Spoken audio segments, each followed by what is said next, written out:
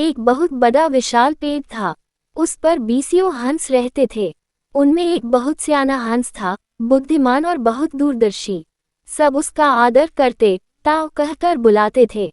एक दिन उसने एक नन्ही सी बेल को पेड़ के तने पर बहुत नीचे लिपटते पाया। ताव ने दूसरे हंसों को बुलाकर कहा, देखो, इस बेल को नष्ट कर दो। एक दिन ये बेल हम सबको मौत के मुंह में ले जाएगी। एक युवा हंस हंसते हुए बोला, ताव, ये छोटी सी बेल हमें कैसे मौत के मुंह में ले जाएगी? सियाने हंस ने समझाया, आज ये तुम्हें छोटी सी लग रही है। धीरे धीरे ये पेड़ के सारे तने को लपेटा मारकर ऊपर तक आएगी।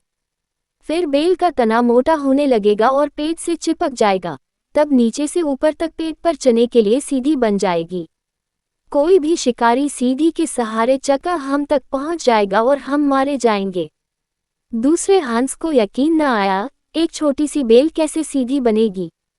तीसरा हंस बोला, ताव, तू तो एक छोटी सी बेल को खींचकर ज्यादा ही लंबा कर रहा है। एक हंस बदबदाया, ये ताव अपनी अक्ल का रौब डालने के लिए अनशंत कहानी बना रहा है। इस प्रकार किसी दूसरे हंस ने ताव की बात को गंभीरता से नहीं लिया। इतनी दूर तक देख पाने की उनमें अक्ल कहाँ थी। समय बीतता रहा। बेल लिपटते लिपटते ऊपर शाखों तक पहुंच गई। बेल का तना मोटा होना शुरू हुआ और सचमुच ही पेड़ के तने पर सीधी बन गई, जिस पर आसानी से चढ़ा जा सकता था। सबको ताव की बात की सच्चाई सामने नजर आने लगी, पर अब कुछ नहीं किया जा सकता था क्योंकि बेल इतनी मजबूत हो गई थी कि उसे नष्ट करना हंसों के बस की बात नहीं थी।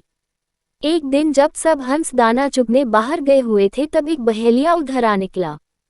पेड़ पर बनी सीढ़ी को देखते ही उसने पेड़ पर चक्कर जाल बिछाया और चला गया। सांझ को सारे हंस लौट आए। पेड़ पर उतरे तो बहेलिये के जाल में बुरी तरह फंस गए। जब वे जाल में फंस गए और फफडाने लगे, तब उन्हें ताव की बुद्धिमानी और दूरदर्शिता का पता लगा। सब ताव की बात न मानने के लिए लज्जित थे और अपने आप को कोस रहे थे। ताव सबसे रुष्ट था और चुप बैठा था। एक हंस ने हिम्मत करके कहा, ताव, हम मूर्ख हैं, लेकिन अब हमसे मुंह मत फेरो। दूसरा हंस बोला, इस संकट से निकालने की तरकीब तू ही हमें बता सकता है। आगे हम तेरी कोई बात नहीं टालेंगे।